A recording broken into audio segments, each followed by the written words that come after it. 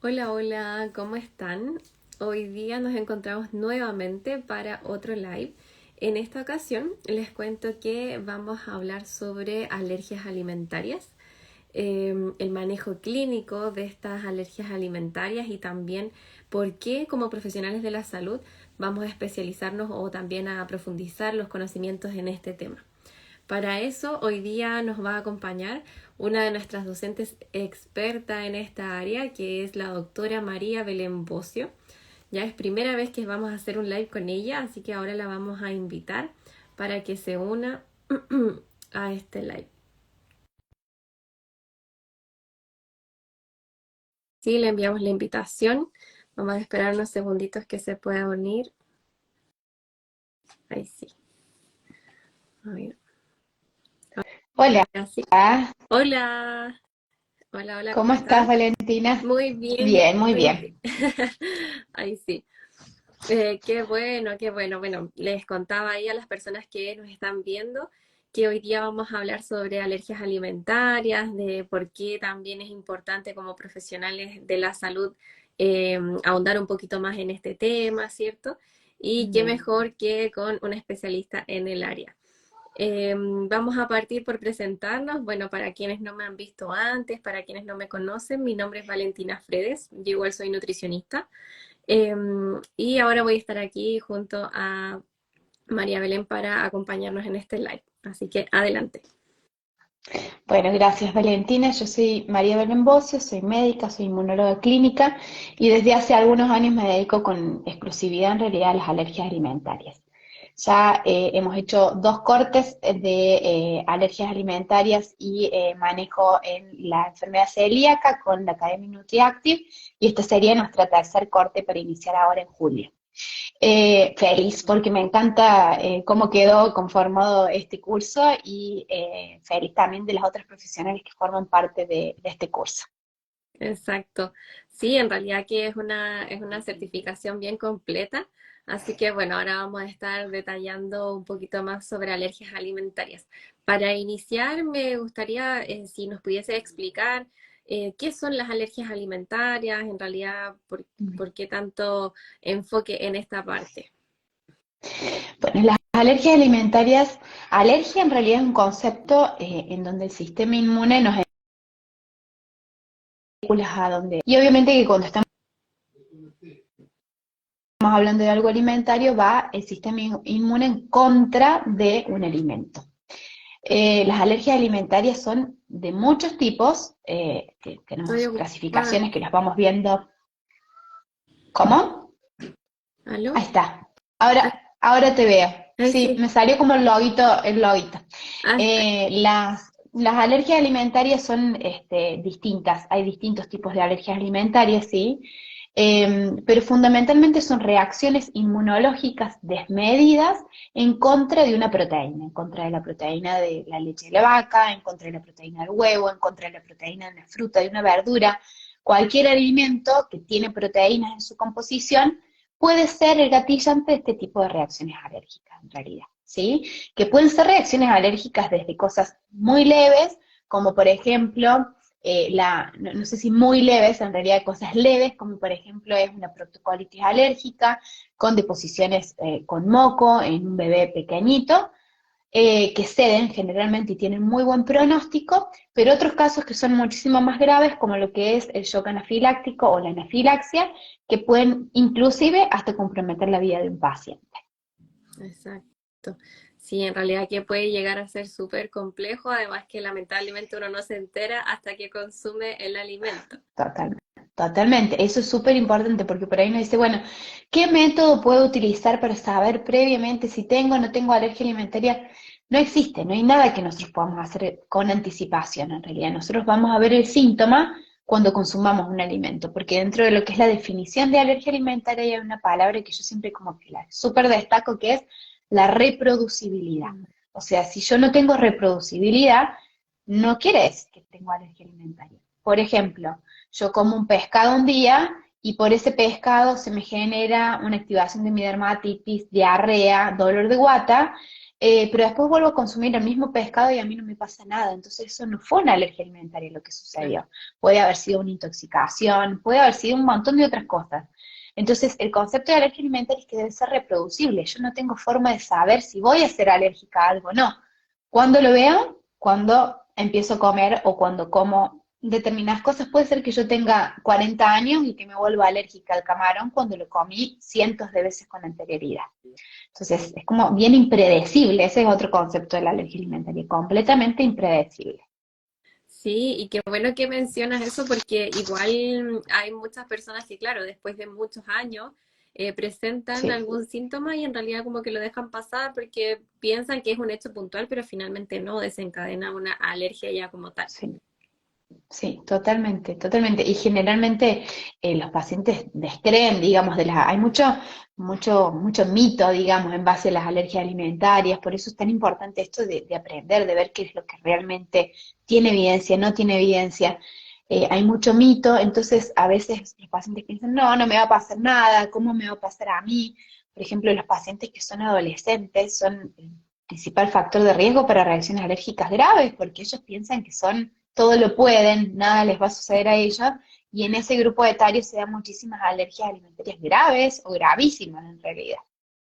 Sí, sí. Y bueno, en este caso, alergia alimentaria con intolerancia, ¿será lo mismo? Yo creo que esa es una pregunta que en realidad mucha Sí, gente se hace. muy frecuente. Bueno, el caso típico, digamos, de confusión entre lo que es la alergia a la proteína de la leche de la vaca y la intolerancia a la lactosa, que siempre dicen, bueno, son lo mismo, no son nada que ver, ¿sí? La alergia a la proteína de la leche de la vaca es una reacción desmedida del sistema inmune en contra de una proteína de un alimento, en realidad, en este caso, de la leche de la vaca. La intolerancia en realidad es un defecto genético que se produce en una enzima que tenemos a nivel de nuestro intestino y que nos va a gatillar otro tipo de síntomas en general, pero es dirigido en contra, por ejemplo, en este caso, de un hidrato de carbono en realidad. ¿Sí? Los diagnósticos son diferentes, los síntomas pueden llegar a ser parecidos, pero se dan en distintos momentos de la vida. Muchas veces hay mucha confusión con la intolerancia congénita a la lactosa. Bueno, todos esos son conceptos que los vamos viendo en el transcurso de la certificación, pero de todas maneras son conceptos distintos. Una intolerancia no es lo mismo que una alergia alimentaria. No tiene sentido que las mamás hagan dieta de exclusión, por ejemplo, de la lactosa. Muchas mamás llegan a la consulta y me dicen, el pediatra o el médico me dijo que haga dieta de exclusión de la lactosa, y en definitiva la lactosa va a seguir estando en la lactancia materna porque la lactancia materna está conformada en su 7% por lactosa en realidad. Entonces, por más que uno haga dieta de exclusión, la leche materna va a seguir teniendo hartas cantidades de lactosa en su composición en realidad, ¿sí? Entonces eso como médicos es muy importante saber diferenciarlos. Bueno, los nutricionistas saben más acerca de todo esto, pero llevarlo, digamos, a un contexto clínico es súper, súper importante porque son conceptos distintos en realidad.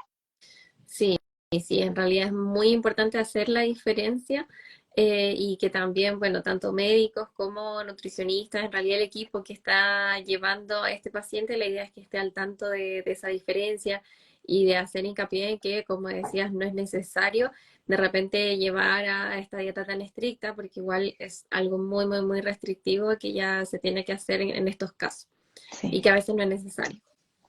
sí, totalmente. Y bueno, en realidad actualmente igual se ha visto que esto ha ido en aumento. ¿Por qué podría pasar esto? ¿Cuál es la prevalencia actualmente de estas alergias alimentarias? Sí, bueno, la verdad es que se ha visto que se ha incrementado notoriamente la alergia alimentaria en el último tiempo. Se supone que en realidad había un infradiagnóstico, un subdiagnóstico con anterioridad porque desconocíamos como toda patología, digamos, que va aumentando y que en principio ni los médicos ni los nutricionistas a lo mejor lo sospechábamos. Entonces ahora se aumentó la búsqueda, encontramos más pacientes que tienen alergia alimentaria, pero porque sabemos más acerca de todo esto en realidad, ¿sí? Entonces lo buscamos. El que no sospecha nunca va a encontrar una alergia alimentaria. En cambio, si uno tiene ya el ojo clínico armado, va a ser más diagnóstico de alergia alimentaria. Entonces, esa es una de las cosas. Pero por otro lado, hay un montón de factores que tendrían que ver, que tienen mucho que ver con esto de cómo hemos evolucionado en realidad como seres humanos, cómo nos hemos globalizado.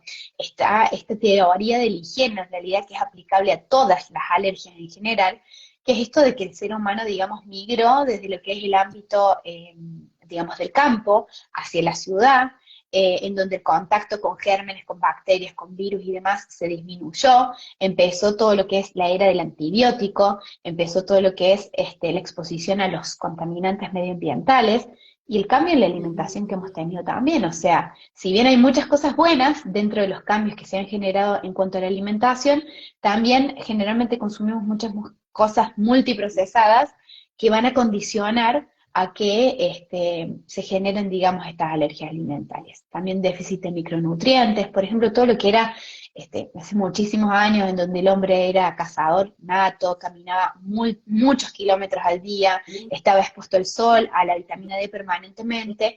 En esa época no existía la alergia alimentaria, entonces se piensa que todos estos factores que han ido condicionando el sedentarismo, la falta de exposición a la vitamina D, el uso desmedido de antibióticos, el tipo de parto también tiene mucho que ver, ¿sí? Si el bebé ha nacido por cesárea, por parto vaginal, en donde ha tenido contacto con toda la microbiota de la mamá, se ha tomado pecho, se ha tomado fórmula, son todos factores que, si bien uno no puede decir, bueno, la causa de la alergia alimentaria de su bebé es esta puntualmente, son multifactoriales, digamos, las causas, porque realmente ha aumentado la frecuencia de las alergias alimentarias.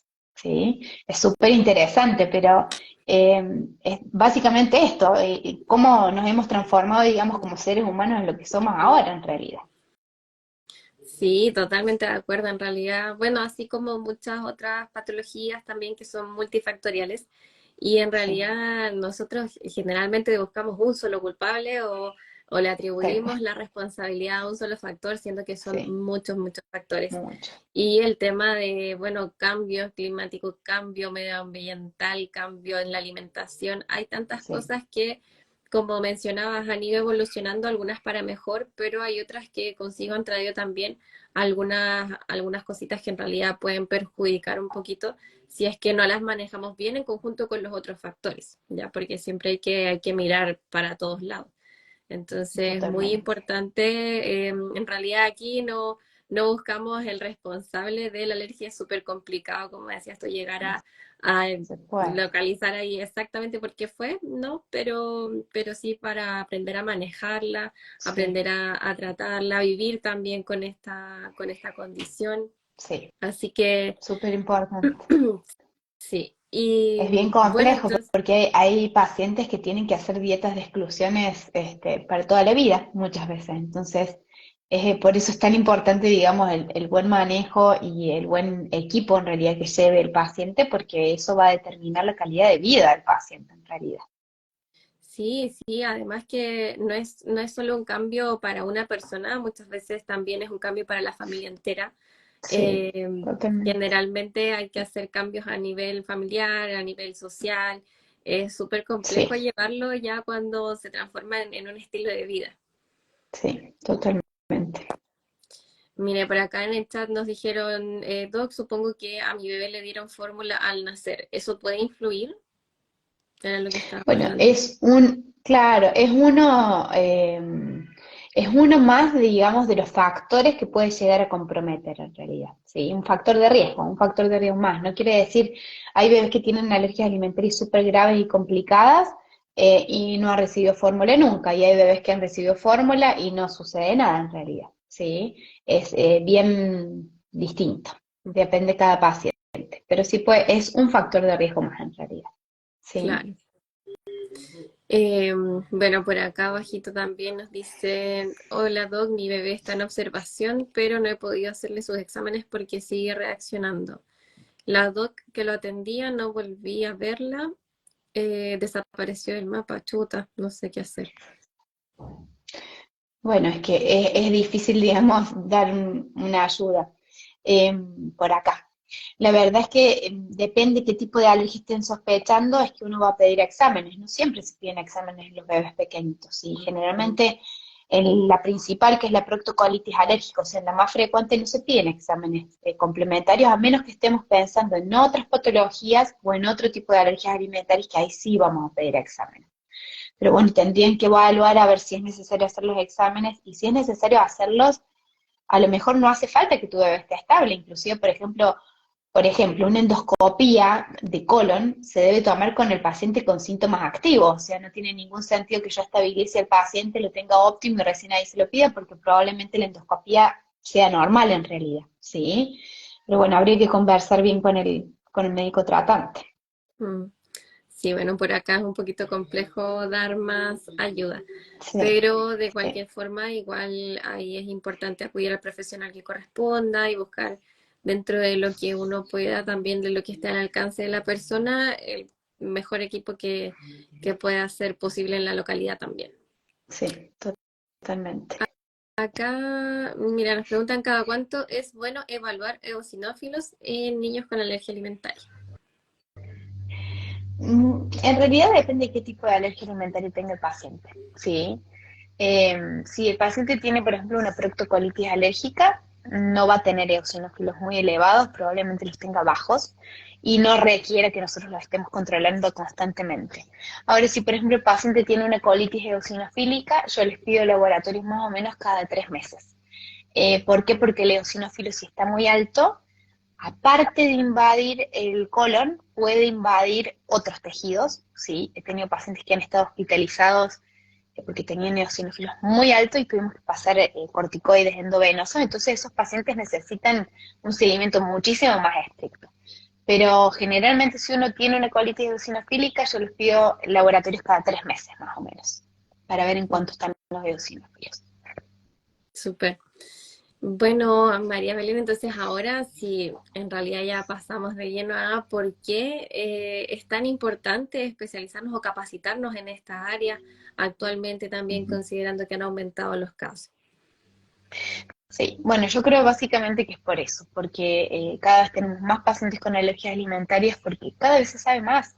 Son temas que están en constante estudio, son temas que han salido mucho en el último tiempo y que tenemos cada día bibliografía nueva como para leer y actualizarnos. Entonces es muy importante porque no es lo mismo tratar un tipo de alergia alimentaria que otro tipo de alergia alimentaria. Entonces, como profesionales de la salud, si nos vamos a dedicar a las alergias alimentarias, tenemos que estar actualizados acerca de cómo sospechar, cómo diagnosticar y cómo tratar cada tipo de alergia alimentaria en realidad. Eh, Además que el manejo de los pacientes debe ser de forma constante, de manera multidisciplinaria en realidad. Entonces, se necesita, digamos, una buena comunicación entre el equipo médico, el equipo nutricional, psicología muchas veces, servicio de emergencias cuando también así lo amerite y todos los métodos complementarios que uno tenga que aplicar.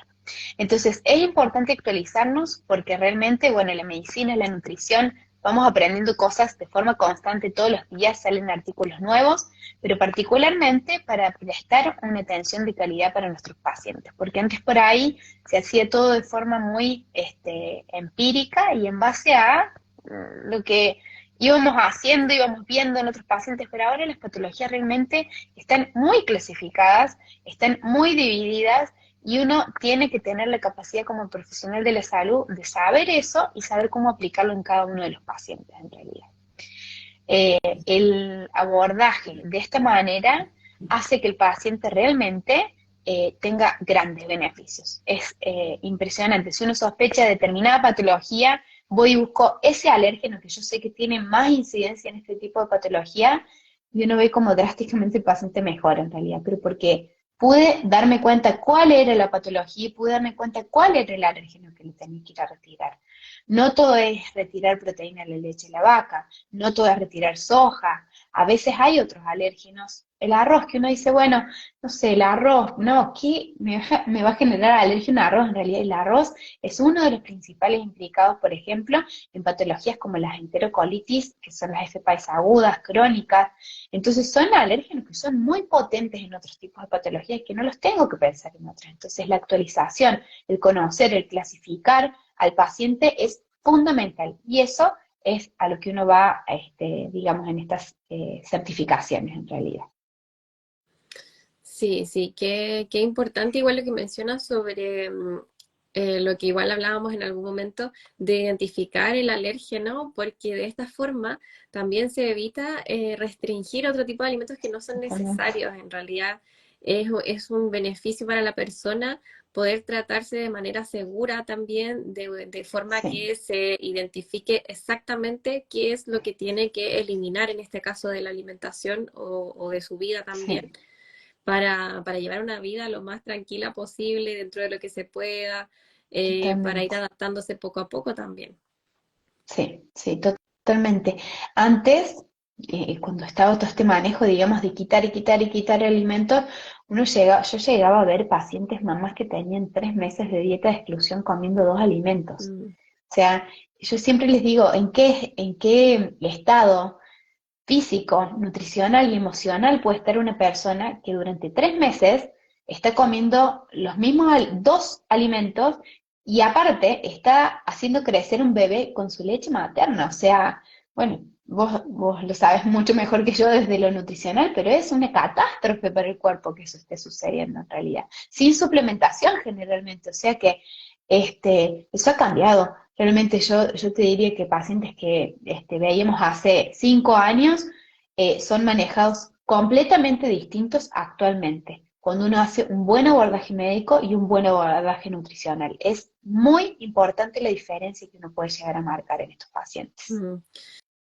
Sí, de ahí también la importancia de llevar un manejo multidisciplinario, que por ahí Sí, nombraste, bueno, médico, nutricionista y también nombraste psicólogo en algunos casos.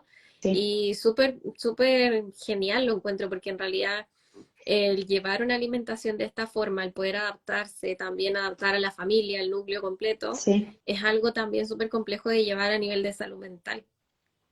Totalmente, sí.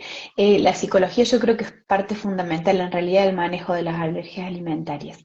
Si es una restricción que uno tiene que hacer toda la vida, como por ejemplo suele suceder cuando un paciente se le diagnostica enfermedad celíaca o cuando un paciente tiene un diagnóstico de una alergia IgE mediada, no sé, digamos al huevo, que es un alimento que está tan presente en todos lados, eh, es un duelo que el paciente tiene que hacer con respecto a eso. O sea, tiene que asumir todo lo que le está pasando, tiene que hacer un duelo, tiene que aceptar esa nueva persona con la cual le va a tocar lidiar durante toda su vida, porque inclusive en las alergias inmediatas, un mínimo error puede llegar a ser fatal en realidad en las alergias inmediatas. En la enfermedad celíaca es distinto, pero en las alergias inmediatas sí pueden conllevar un riesgo de muerte en algunos casos. Entonces, el abordaje psicológico es fundamental.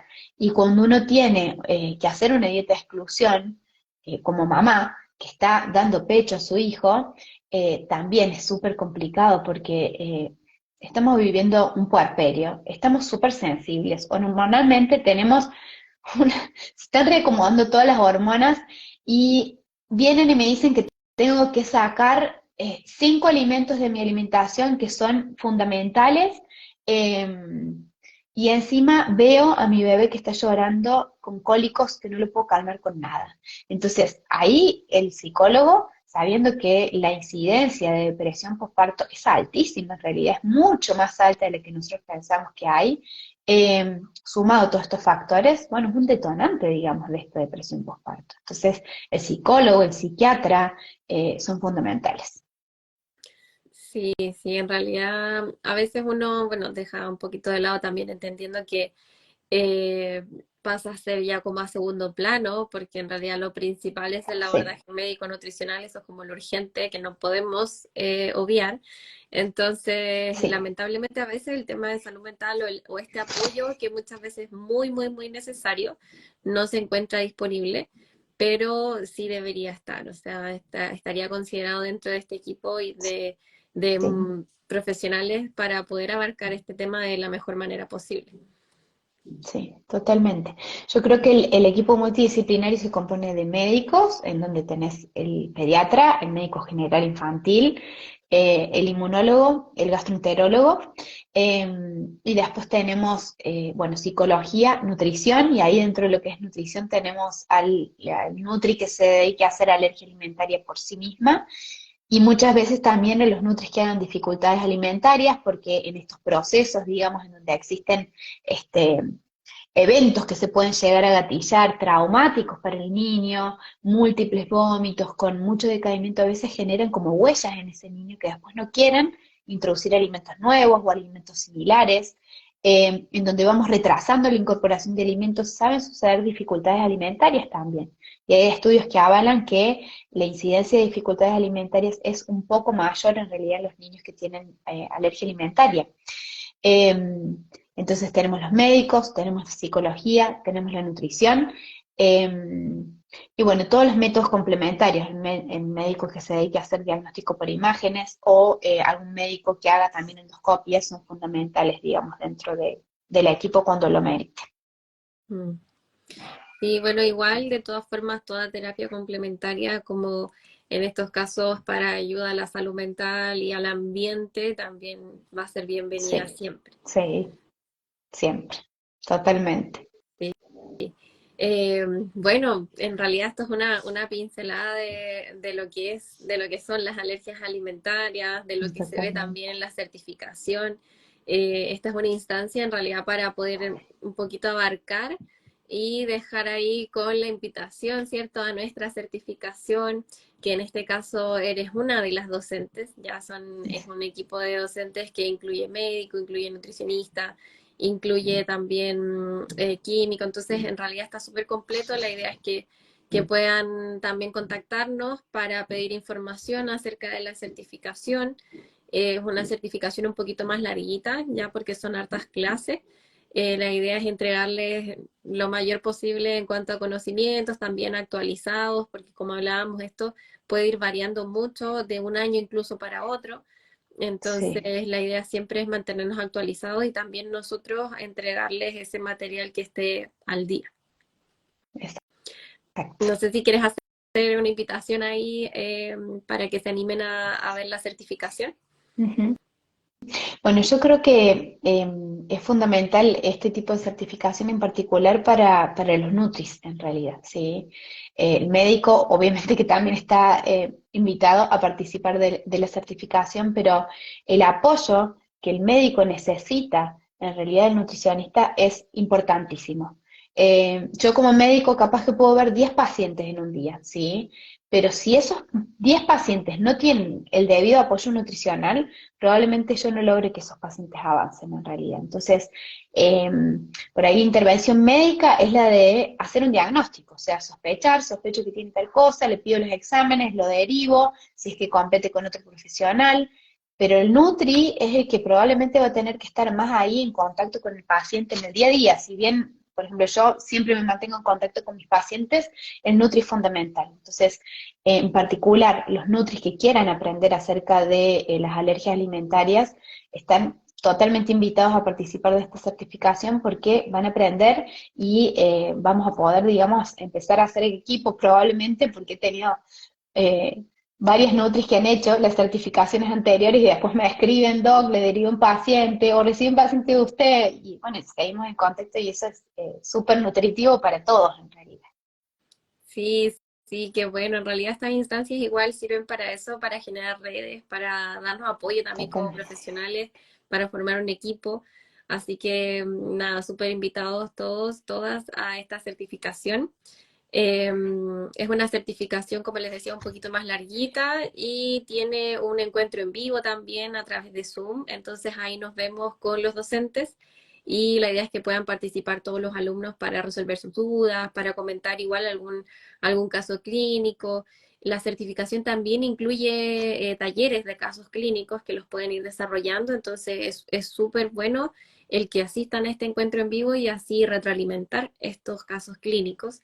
Así que cualquier duda que tengan nos pueden contactar, ya sea por Instagram, por mensaje de WhatsApp, también nos pueden mandar correo, ya cualquier cosita nosotros vamos a estar ahí para responderles. Y si necesitan más información también, con gusto nosotros le damos el temario completo, ya para que puedan ahí revisarlo y ojalá animarse a esta certificación que comienza el 31 de julio. Ya, así que queda poquito, los cupos siempre son limitados, así que anímense porque no, ahí después ya de varios meses se vuelve a repetir esta certificación. Ahí la vamos a tener que actualizar, seguro. Probablemente, sí. Así que nada, muchas gracias María Belén por este tiempo, por No, toda la gracias a vos, Valentín. información. Fue muy agradable y espero también que hayan Igualmente. quedado contentos quienes nos vieron y bueno, recordarles que esto lo pueden ver después en nuestro feed. Bueno, muchas gracias por la invitación, Valentina. También fue súper agradable conversar contigo por acá. Súper, Que un estés muy abrazo, bien. que estés muy bien. Chao. Chao, chao. Gracias.